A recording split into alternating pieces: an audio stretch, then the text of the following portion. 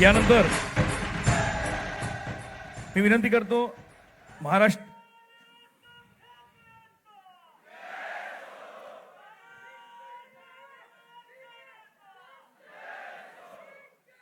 महाराष्ट्र नवनिर्माण विद्यार्थी सेनेचे सन्माननीय अध्यक्ष श्रीमान अमित साहेब ठाकरे व महाराष्ट्र नवनिर्माण विद्यार्थी सेनेचे राज्य सरचिटणीस संघटक व सचिव आपणास विनंती करतो की आपण सन्माननीय राजसाहेब ठाकरे यांचा सन्मान आणि स्वागत करायचं आहे। शिवछत्रपती शिवाजी महाराजांची ही प्रतिमा आपणास भेट ह्या 20व्या वर्धापन दिनाच्या सोहळ्यानिमित्त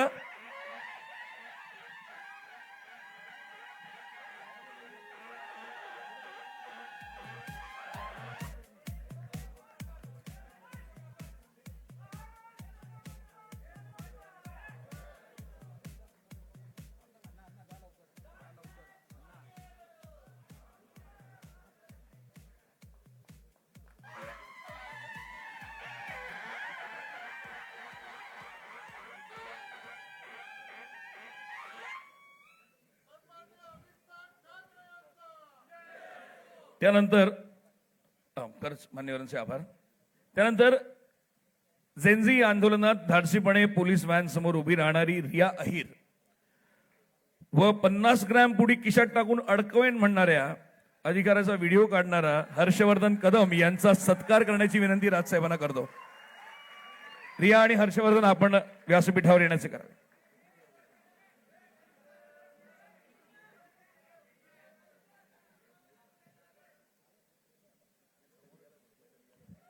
रिया प्लीज। हर्षवर्धन आला जवळ आला।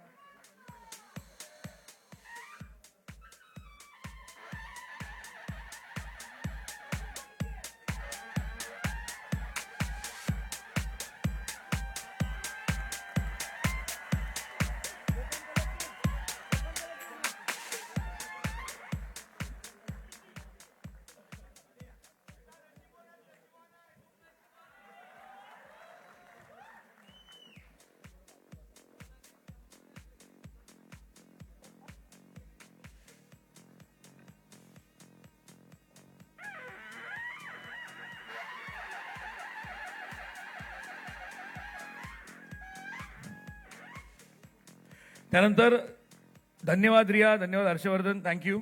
यानंतर द कोकण कलेक्टिव्ह यांच्या गायिकांच्या समूहाचा सन्मान करण्याची विनंती राजसाहेबांना करतो। बहारदार असा कार्यक्रम ज्यांनी सादर केला।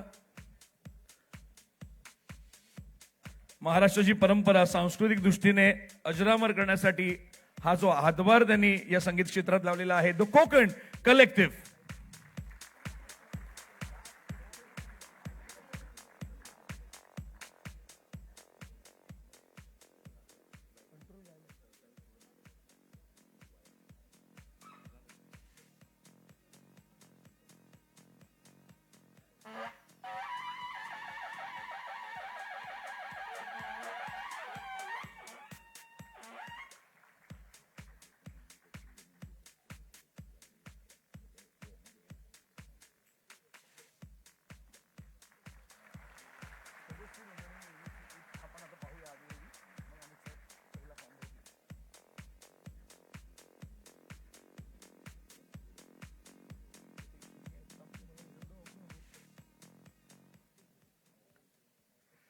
धन्यवाद कोकण कलेक्टिव्ह। आणि आता व्यासपीठावरील मान्यवरांना एक विनंती आहे की सदस्य नोंदणी अभियानाची एक एव्ही आपण पाहणार आहोत, ती आपण कृपया पाहावी। आणि त्यानंतर अमित साहेब हा सदस्य नोंदणीचा पहिला फॉर्म भरणार आहेत। एव्ही प्लीज।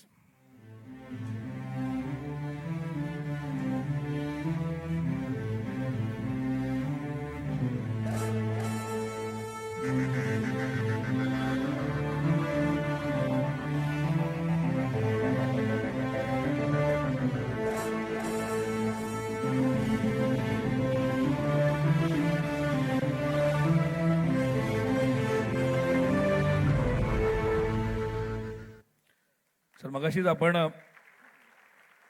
अमित साहेबांनी काय सांगितलेलं ऐकलं की आजच ही घोषणा झालेली आहे। हा अभिमान आणि हा अभियान दोन्हीही आता उच्च स्तरावर न्यायचे।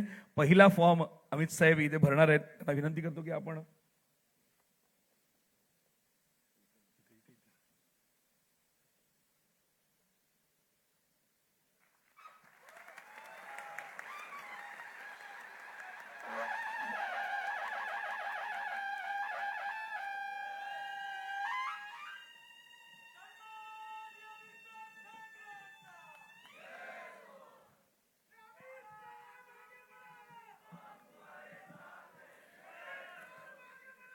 मी विनंती करतो सन्मान्य श्री राजसाहेब ठाकरे यांना की आपण मार्गदर्शन करावं.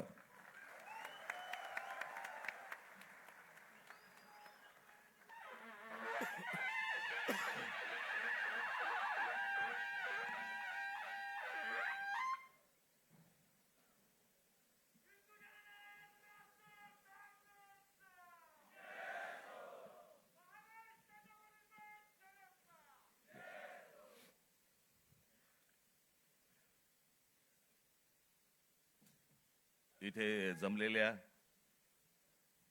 विद्यार्थ्यांनो आणि कधी काळी विद्यार्थी असलेल्यांनो,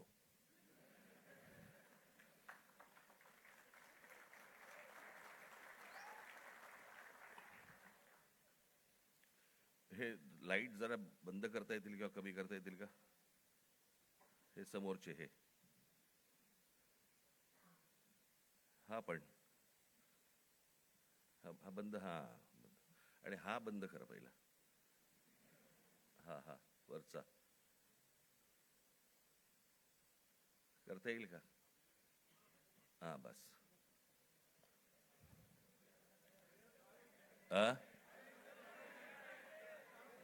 बघायला आलात का ऐकायला? ए बंद कमी कर रे भाऊ, मला डोकं दुखायला लागतं. आज विद्यार्थी सेनेचा वर्धापन दिन. खूप वर्ष झाली माझी राजकारणाची सुरुवातच ही विद्यार्थी सेनेतून झाली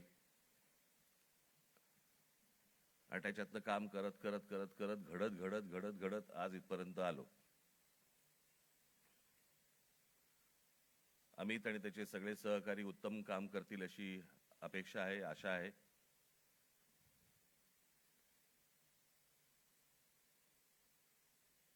आणि या सदस्य नोंदणीला देखील भरघोस प्रतिसाद मिळेल अशी मी अपेक्षा करतो.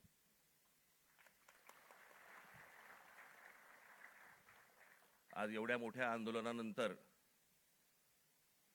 आज इतक्या लगेच विद्यार्थ्यांच्या आंदोलनानंतर लगेच इतक्या लवकर विद्यार्थी सेनेचा वर्धापन दिन आलाय.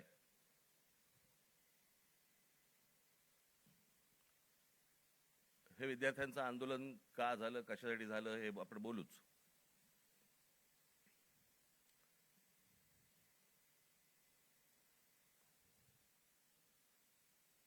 परंतु मी ज्या वेळेला कामाला सुरुवात केली त्यावेळेला काळ वेगळा होता, विषय वेगळे होते.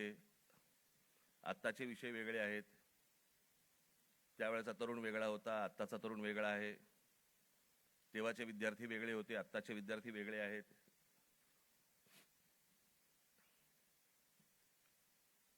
आम्ही जो काळ पाहिला तो टेलिग्राम पासून ते इंस्टाग्राम पर्यंत पाहिला.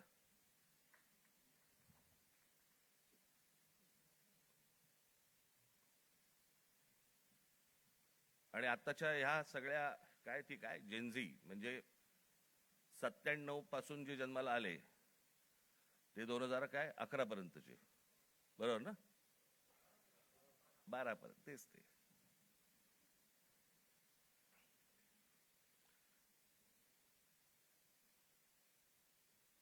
या मुलांचं म्हणणं काय, या मुलांना काय हवंय? आपण हे जेनझी जेनझी करतोय. इंग्रजी बोलणारी फक्त जेनझी नसतात. माझी विद्यार्थी सेनेच्या सर्व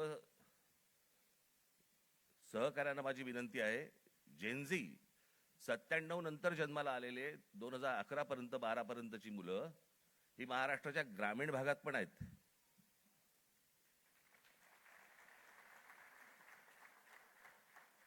मुंबई पुण्याचे दिल्लीचे फक्त जेनझी नसतात किंवा नाहीत. या मुलांच्या अपेक्षा काय आहेत, आशा काय आहेत, यांना काय हवंय? मला असं वाटतं ही गोष्ट समजून घेणं गरजेचं आहे. काही जुन्या ज्या काही भ्रामक कल्पना ज्या होत्या मला असं वाटतं त्याही आता आपण सोडून दिल्या पाहिजेत. आमच्या काळामध्ये आम्ही त्यावेळेला लहान असताना आमचे आई वडील सांगायचे, डोक्याला रात्री झोपताना तेल लावत जा, बुद्धी तल्लख होते. एका माणसाने आयुष्यभर केसाला तेल चोपडलं पण बुद्धी नाही आली.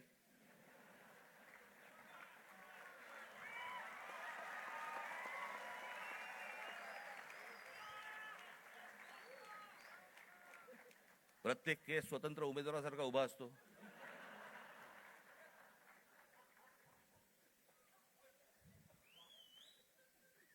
आणि हे म्हणे शिक्षण आणि तंत्रज्ञान मंत्री.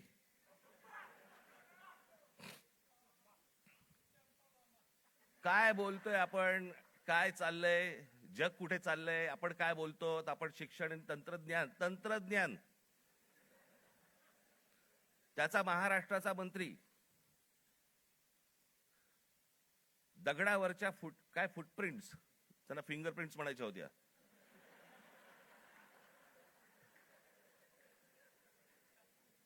ते म्हणे आता लिंक आधारशी करणार. कसं?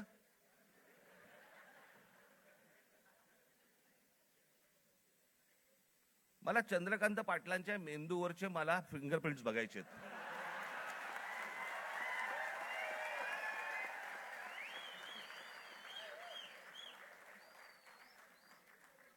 कोल्हापूरकरांनी ज्ञान मिळावं म्हणून या माणसाला कोल्हापूरवरनं पुण्यात पाठवलं, जिकडे बाबा शिक्षणाचं बाहेरघर आहे. तिथेही काही नाही झालं. आता असे शिक्षण मंत्री म्हटल्यानंतर जेनझींचा पारा सणकणार की नाही सणकणार, चढणार की नाही चढणार, की ही अशी माणसं आमच्या नशिबी आणून तुम्ही ठेवली आहेत. आत्ताच मी एक पंतप्रधानांचं आत्ता आलेलं काहीतरी एक निवेदन आत्ता मी पाहून आलो.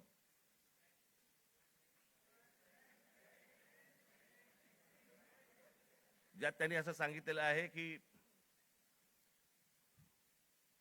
ज्या प्रकारचे व्हिडिओज आणि ज्या प्रकारची भाषा वापरली गेली ती अयोग्य आहे. मला मान्य आहे.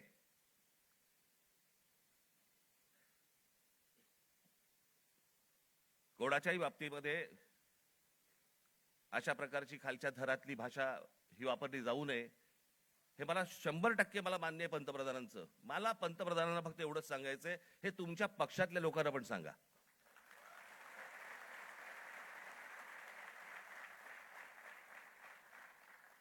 महात्मा गांधींपासून जवाहरलाल नेहरूंपासून इंदिरा गांधींपासून आतापर्यंत सगळ्यांपर्यंत आमच्यापर्यंत ज्या प्रकारची तुमची ट्रोलची जी काही टीम प्रत्येक राज्यांमध्ये जी बसवलेली आहेत, लोक बसवलेली आहेत, ते कोणत्या भाषेमध्ये आणि कोणत्या गोष्टी करत असतात मी पाहत नाही.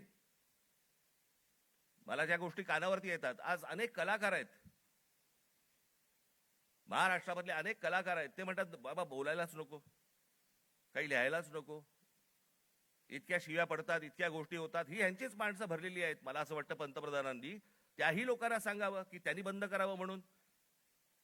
हे गेल्या 12 वर्षातच सगळी सुरुवात झाली. भारतीय जनता पक्षाचे जी काही ट्रोलच्या टीम्स आहेत, यांनी ह्या ज्या गोष्टी सुरू केल्या, याच्यातनच हे ज्याला म्हणतो ना आपण, जे तुम्ही पेराल तेच उगवेल, तेच आलं अंगावर तुमच्या. त्याच्यात पंतप्रधानांनी सांगितलं की मला शिव्या दिल्या, माझ्या आईबद्दल बोलले. चुकीचंच आहे, हे मनापासून सांगतो मी, हे चुकीचंच आहे. पण माझी पंतप्रधानांना विनंती आहे, दुसऱ्यांनाही आया असतात.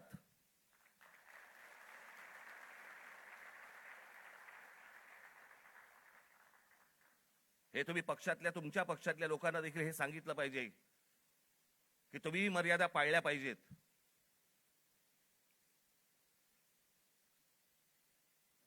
आज पंतप्रधान सांगतात की मी त्या मुलांना सगळ्यांना माफ केलं, पण इतकी वर्ष 12 वर्ष तुमच्या लोकांनी जे काही केलंय त्याची माफी कोण मागणार?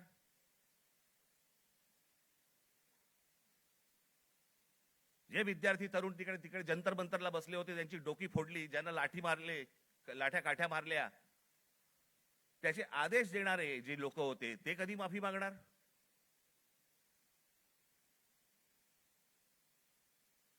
आणि मला असं वाटतं की हे मूळ हे काय झालंय, नीटची परीक्षा हे कारण आहेच, पण हे प्रत्येक ठिकाणी त्याला जो काही रिस्पॉन्स मिळाला, सगळेच काही विद्यार्थी होते आणि तरुण होते, अनेक जे विद्यार्थी दशेतनं बाहेर आलेले आहेत, अनेक तरुण होते, अनेक तरुणी होत्या. हे का आले रस्त्यावरती? याचं कारण सभोवतालचं वातावरण. आज अनेकांना वाटलं की हे फक्त नीटची परीक्षेचे पेपर फुटले, हे कारण होतं त्या आंदोलनाचं. पण त्या आंदोलनाने जे रौद्र स्वरूप धारण केलं त्याचं कारण हे आजूबाजूचं इतक्या वर्षांचं साचलेलं जे काही आहे ना. मला फुटपाथवरनं चालता येत नाही, माझ्याकडे पाणी तुंबलेलं असतं, आमच्याकडे बागा नाहीत, माझ्या लहान मुलांना खेळायला व्हायला मैदानं नाहीत, बाहेर कुठे घेऊन जायला जागा नाही, शिक्षण झालंय, नोकऱ्या मिळत नाहीयेत, सगळ्या कंपन्या खासगी लोकांना दिल्या जात आहेत, एकाच उद्योगपतीवरती मेहरबानी सुरू आहे, त्यालाच सगळी जंगलं दिली जात आहेत, त्यालाच सगळ्या जागा दिल्या जात आहेत. जेव्हा कधी बघावं तेव्हा या देशामध्ये फक्त निवडणुकाच सुरू आहेत, आमदार खासदार फोडले जात आहेत, 50-50, 100-100 कोटी. डिजिटल इंडिया,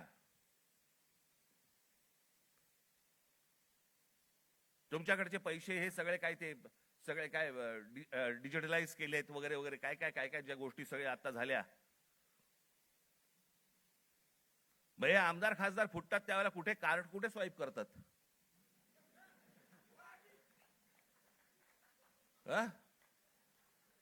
उलटा उलटा कार्ड स्वाईप.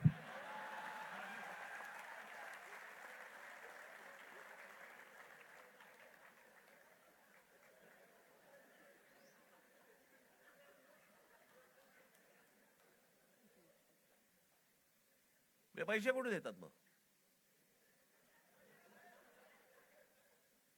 हे सगळं जे आहे हे सगळं साचलंय,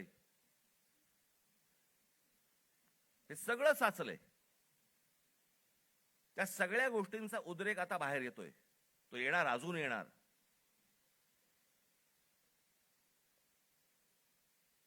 हा विषय कोणाला तरी सत्तेवरनं खाली खेचणं आणि कोणाला तरी सत्तेवरती आणणं हा एवढ्या पुरता मामूली विषय नाहीये. हा देशाचा विषय आहे.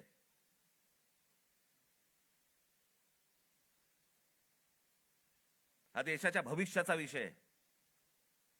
देशातल्या विद्यार्थ्यांच्या तरुणांचा भविष्यातला विषय. हा काय होणार आहे त्यांचं? आज माझ्या महाराष्ट्रातल्या ग्रामीण भागामध्ये, देशातल्या आज ग्रामीण भागामधला तिकडचा तरुण, तिकडच्या तरुणी काय करत असतील दिवसभर, काय विचार करत असतील?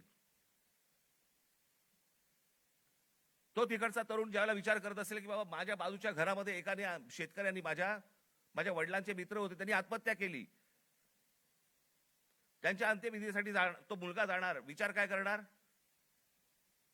हे माझ्या वडिलांच्या मनामध्ये येऊ नये, मग याच्यासाठी मी काय केलं पाहिजे? मग मी शहरात गेलं पाहिजे. मग शहरात गेल्यावरती काय होणार माझं? मला कुठून नोकरी मिळणार? मला कुठून शिक्षण मिळणार? माझं पुढे काय होणार?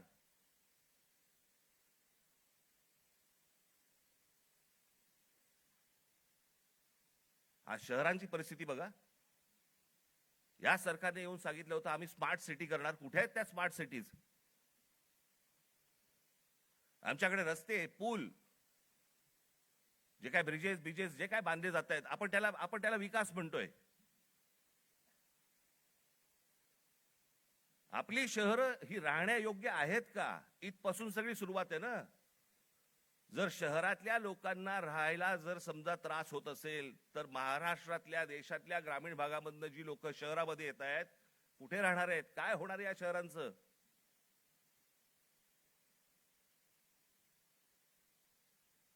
मी आता एक जस्ट तुमच्यासाठी म्हणून एक आकडा म्हणून आणलाय. आजची देशाची शिक्षणाची परिस्थिती हे वर्तमानपत्रांमध्ये आलेलं, हे वेबसाईटवरनं काढलेलं, अनेक गोष्टींमधनं आलेलं, हे त्याच्यातनं मी हे तुमच्या समोर मांडतोय.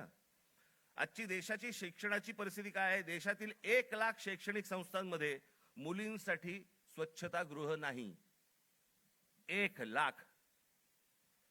15,000 शाळांमध्ये पिण्याच्या पाण्याची सुविधा नाही. 2004 मध्ये 8 लाख शिक्षकांची पदे जी रिक्त होती ती 2026 मध्ये ही संख्या 10 लाखावरती पोहोचलेली आहे. शिक्षक हवे 10 लाख. 23 ला जॉईंट एंट्रन्स एक्झाम परीक्षार्थ्यांसाठी फक्त 1,00,000 जागा उपलब्ध आहेत. 2014 मध्ये 3,00,000 विद्यार्थी परदेशात शिक्षणासाठी गेले होते. 2014ला 3,00,000. तर 2026 मध्ये ही संख्या 9,10,000वरती पोहोचली आज. इतकी मुलं परदेशात जात आहेत. का परदेशात जात आहेत? मी 2014 साली मी एक डॉक्युमेंटरी केली होती, छोटीशी एक फिल्म केली होती 16 मिनिटाची. आपण जरूर बघा, YouTube वरती आहे.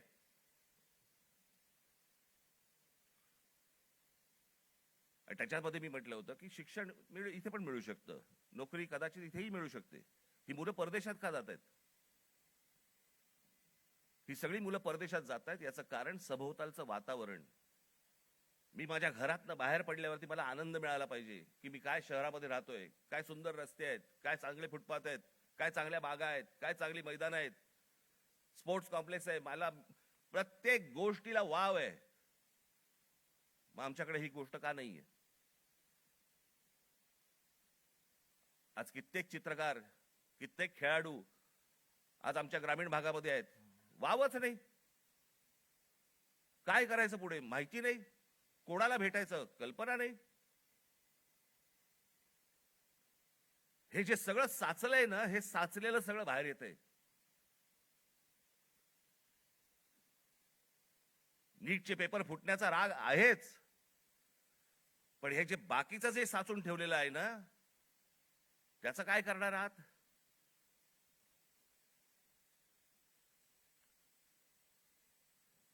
दोन 2014 मध्ये परदेशातील शिक्षणावरती भारतीयांनी, परदेशात जे गेले लोक 2014 मध्ये, त्या भारतीयांनी किती पैसे खर्च झाले त्यांनी स्वतःहून जे खर्च केले, म्हणजे आपल्या देशातनं जे बाहेर पैसे गेले ते किती गेले? तर ते 79,500 कोटी खर्च झाले. 79,500 कोटी.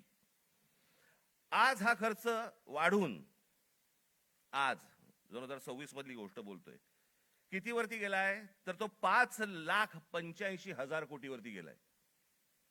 म्हणजे 5,85,000 कोटी हे आपल्या देशातनं आपली मुलं बाहेर शिक्षणासाठी गेलेत, त्यांच्या आई वडिलांनी जो खर्च केलाय तो 5,85,000 कोटी आपल्याकडनं परदेशात गेलेले आहेत. हजारो उद्योगपती, हा तर लोकसभेमधला आकडा आहे, हजारो उद्योगपती आपला सगळा बोजा बिस्तारा गुंडाळून परदेशात निघून गेलेत.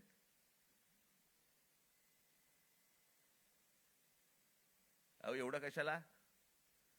ज्यांनी मोदींवरती चित्रपट काढला होता, नरेंद्र मोदींवरती चित्रपट, आणि ज्याच्यामध्ये नरेंद्र मोदींची ज्यांनी भूमिका केली होती तो विवेक ओबेरॉय, तो दुबईमध्ये राहायला गेला. दुबईचा नागरिक आहे तो भारतात राहत नाही. मोदीजींनी खूप चांगलं काम केलंय, मोदीजी देशाला मोठं करतायत, मोदीजी देशामध्ये काय काय काय उद्योग आणतायत, हे आणतायत वगैरे वगैरे, अशी मुक्ता फळं जी आत्ता केली. तो कोण? आर माधवन ना, तो आर माधवन. विचारा कुठे राहतो हा आर माधवन? दुबईमध्ये स्थायिक झालेला आहे. यांना जर समजा या देशाबद्दल आहे प्रेम, या देशातल्या पंतप्रधानांबद्दल प्रेम आहे, ते विकास करतायत, हा जर समजा ह्यांना विश्वास आहे, हे परदेशात का जाऊन राहतायत? हे परिवारासकट दुबईला जाऊन का राहतायत? इथे येणार, स्पॉन्सर फिल्म मध्ये काम करणार, गव्हर्नमेंट स्पॉन्सर्ड फिल्म मध्ये, ते धुरंधर बिरंदर, आणि मग इथून करून जाणार परत दुबईला. देशात खूप चांगलं चाललेलं आहे, मी चाललो दुबईला. ही माणसं दुबईला जात आहेत. या मुलांचं काय घेऊन बसलोय आपण?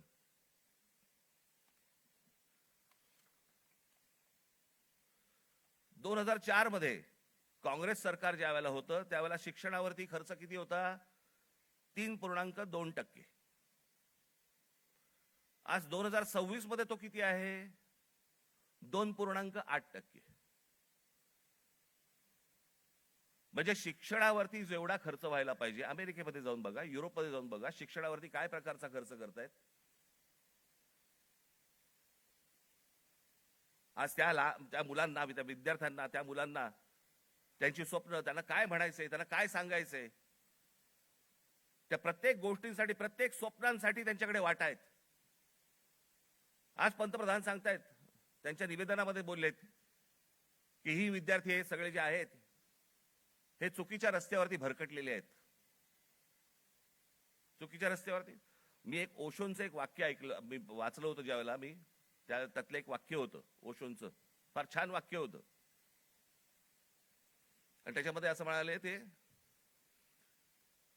कि कौन कहता है कि इस देश का युवक गलत रास्ते पे भटक रहा है. रास्ता बनाने वालों ने ही अगर गलत रास्ता बनाया है तो युवकों को क्यों टोकते हो.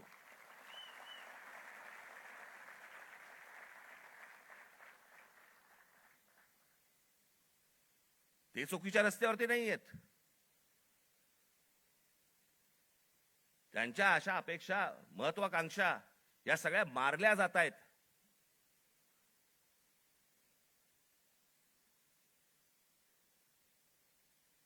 मोदींनी सांगितलं की आज मी म्हणे त्या सगळ्या ज्यांनी कोणी ट्रोल बिल केले त्यांना मी सगळ्यांना माफ करतो. या नीटच्या परीक्षांचे पेपर फुटल्यानंतर ज्या मुलांनी आत्महत्या केल्या त्यांच्या आई वडिलांची कोण माफी मागणार.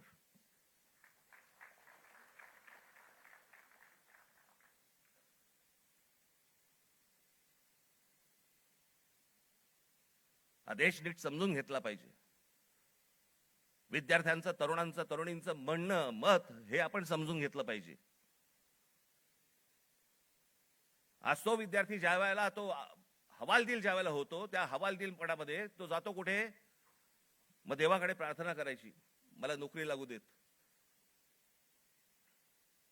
मला काम मिळू देत, मला पैसे मिळू देत, नोकरी लागल्यावर माझं लग्न होऊ देत. त्याची स्वप्न असतात. मग तो विचार करतो की बाबा देवळात जाऊ, आपण देवासमोर नतमस्तक होऊ. त्याच्या लक्षात येतं अरे त्या देवळातच चोऱ्या व्हायला लागल्यात.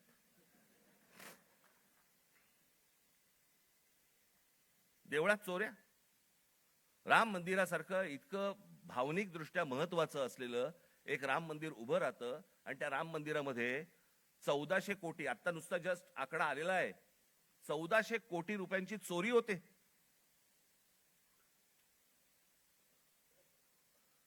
आणि याच्यावरनं सरकारमध्ये असलेले कोणीही त्याच्यावरती बोलायला तयार होत नाहीत.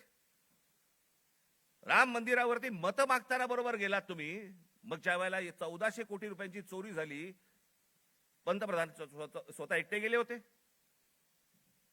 सगळेजण बाजूला उभे होते, स्वतः एकट्याने जाऊन तिकडे जाऊन पूजा केली, प्रतिष्ठापना केली, सगळ्या गोष्टी केल्या. पंतप्रधानांनी याच्यावरती बोलायला नको राम मंदिराच्या चोरीबद्दल. का त्या अयोध्येमधनं एक खासदार निवडून नाही आला म्हणून आमचा संबंध तुटला, असं आहे?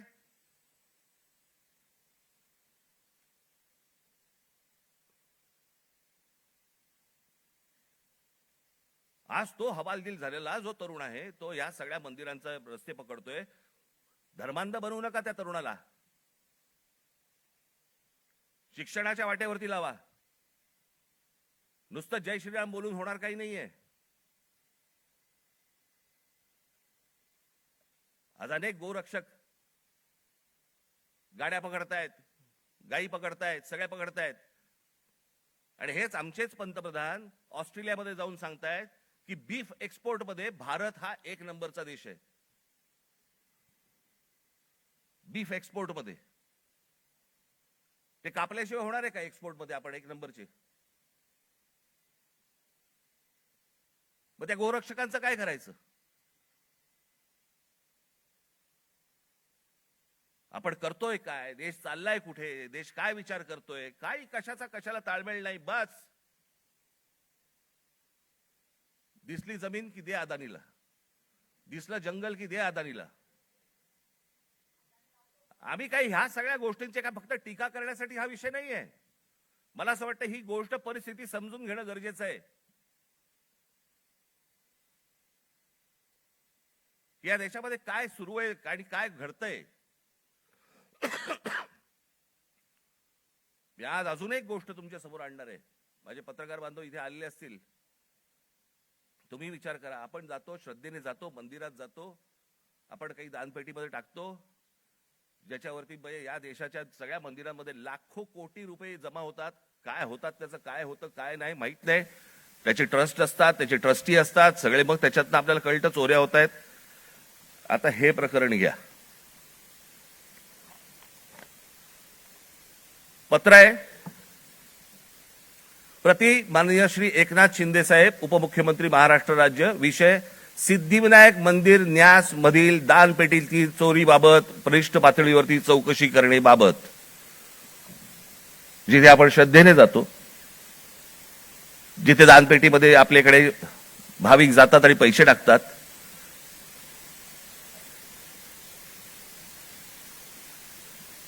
त्याचं कारण असतं ते धर्मासाठी म्हणून आपण असे टाकतो. महोदय, आम्ही स्वाक्षरी करणारे सर्व सिद्धिविनायक न्यास मंदिर प्रभादेवी मुंबई येथील विश्वस्त आहोत. साहेब, आपण विश्वासाने आमची संबंधित ट्रस्टवरती सदस्य म्हणून नियुक्ती केली असून आपल्या विश्वासाला पात्र राहण्याचा आम्ही प्रामाणिकपणे प्रयत्न करत आहोत. भाषा पण बघा, मंदिर आहे का कंपनी येतेच कळत नाही मला. त्यामुळे मंदिरात गेल्या 1.5 वर्षाच्या कालावधीत विविध उपाययोजना राबविताना मंदिराची मिळकत 35% जादा वाढविण्यात आम्ही काही प्रमाणात यशस्वी झालो आहोत. मिळकत तुम्ही कसे यशस्वी झालात? असो महोदय, विश्वस्तांच्या सतर्कतेमुळे मंदिरातल्या दानपेटीतून पैसे चोरणारे कर्मचारी पकडले गेलेले आहेत. हे कर्मचारी पकडण्यापूर्वी दर बुधवारी मंदिरातल्या दानपेटीतील रकमेची मोजदाद ही 50 लाख रुपयाच्या आत होती. मात्र हे कर्मचारी पकडल्यानंतर गेले 3 आठवड्याची दानपेटी रक्कम ही 1.5 कोटी रुपयांच्या घरात पोहोचली आहे. याचाच अर्थ यापूर्वी दर आठवड्याला दानपेटीतील जमा होणाऱ्या काही रकमेतील काही रक्कम ही लंपास होत होती. त्यामुळे दरवर्षी सुमारे 18 कोटी रुपयांचे मंदिराचे नुकसान होत होते. याचे धागेदोरे वरिष्ठ पातळीवर आहेत असा आमचा ठाम संशय आहे. साहेब, या प्रकरणाची आपण गंभीर दखल घेऊन शासकीय पातळीवरती संबंधित प्रशासनातील वरिष्ठ अधिकाऱ्यांची चौकशी लावावी अशी आमची आपणास विनंती आहे. विश्वस्त मंडळ सिद्धिविनायक गणपती मंदिर न्यास प्रभादेवी मुंबई. हे सह्याने सह्या केल्या आहेत. राहुल लोंढे, भास्कर शेट्टी, महेश मुदलियार, जितेंद्र राऊत, मीना कांबळी, मनीषा तुपे, गोपाळ दळवी, सुदर्शन सांगळे, हे त्यांचं पत्र आहे.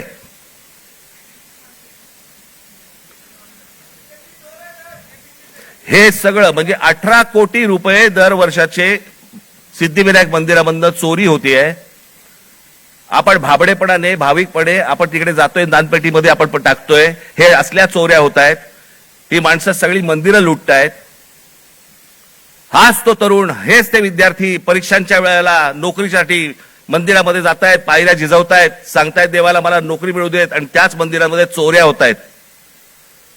तिकडचेच विश्वस्त चोऱ्या करतायत, तिकडचीच माणसं चोऱ्या करतायत. हा आमचा धर्म, ही आमची धर्माची मंदिरं. सरकारवरती विश्वास ठेवता येत नाही म्हणून मंदिरात जावं, तर मंदिरावरती विश्वास ठेवता येत नाही. ही जर समजा देशाची परिस्थिती असेल, होईल काय? रस्त्यावरतीच उद्रेक होईल.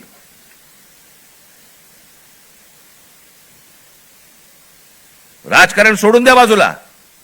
मला असं वाटतं या सगळ्या गोष्टींचा सामूहिक देशाचा म्हणून, राज्याचा म्हणून आपण विचार करणं गरजेचं आहे सर्वांनी मिळून.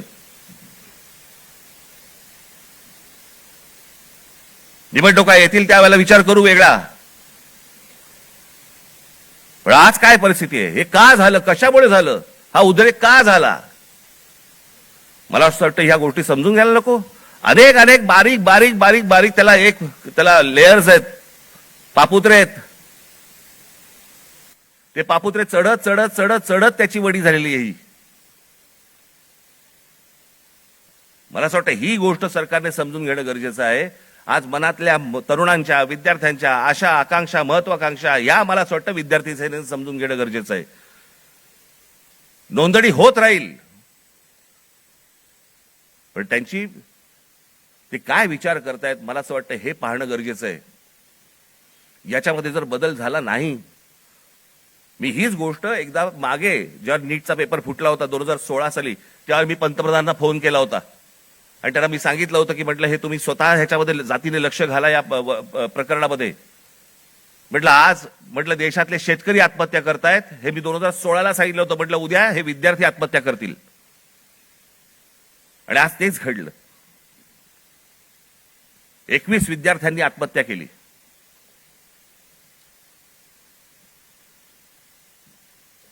सदस्य नोंदणी ही तर कराच, पण मला असं वाटतं या शिक्षण क्षेत्रामध्ये आमूलाग्र बदल होणं गरजेचं आहे. त्याच्यासाठी विचारवंतांची गरज आहे. जे विचारवंत या देशामध्ये आहेत त्यांना बोलवणं गरजेचं आहे. त्यांची आणि या मुलांची सांगड घालून देणं गरजेचं आहे. यांची स्वप्न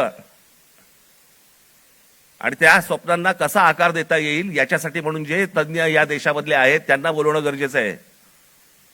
त्या मुलांना समजून घेणं गरजेचं आहे. मला असं वाटतं एवढीच अपेक्षा माझी आज या दिवशी मी व्यक्त करतोय. आज या विद्यार्थी सेनेच्या मुलांनी, सर्वात तरुणींनी या महाराष्ट्रातल्या विद्यार्थ्यांची अपेक्षा, आशा, आकांक्षा या समजून घ्याव्यात आणि त्याला आकार देण्याचा मला असं वाटतं जास्तीत जास्त प्रयत्न करावा. भविष्यातल्या तुमच्या सगळ्या वाटचालीसाठी माझ्याकडनं मनपूर्वक तुम्हाला सर्वांना शुभेच्छा देतो आणि आपणा सर्वांची मी रजा घेतो. धन्यवाद. जय हिंद, जय महाराष्ट्र.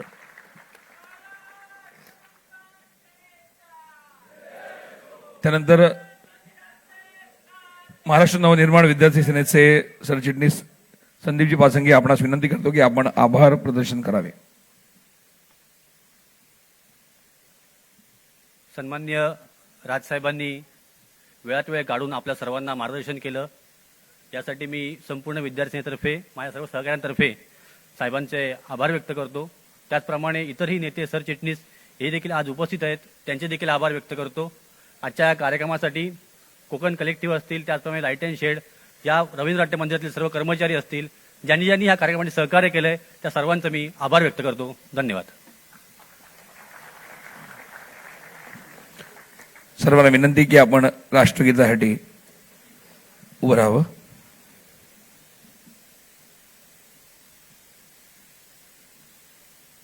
जनगण मन अधिनायक जय हे भारत भाग्य विधाता.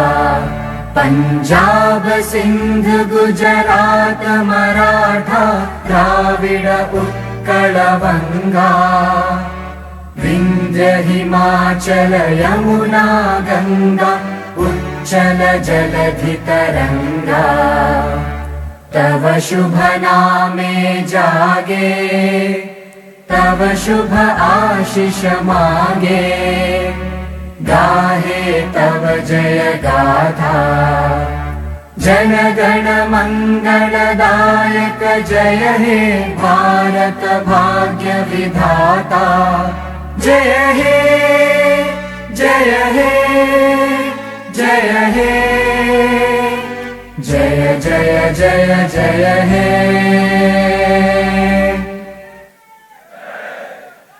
महाराष्ट्र नवनिर्माण विद्यार्थी सेनेचा हा 20वा वर्धापन दिन आणि या सोहळ्याला खऱ्या अर्थानं आपण जे बहुसंख्येने उपस्थित आहात त्या सर्वांना एक विनंती आहे की आपण पुढे आता 3 गोष्टी करायच्या. एक म्हणजे हे अभियान अभिमानानं पुढे न्यायचंय. त्याचं पहिलं पाऊल जसं आपण बाहेर टाकाल, तुम्हाला तिथे रजिस्ट्रेशनचे काउंटर्स दिसतील, नोंदणीचे काउंटर्स दिसतील, स्टॉल्स दिसतील. तिथे आपण ऑफलाईन ऑनलाईन पद्धतीनं आपली नोंदणी करूनच जायचंय. अनिवार्यता समजून घ्या.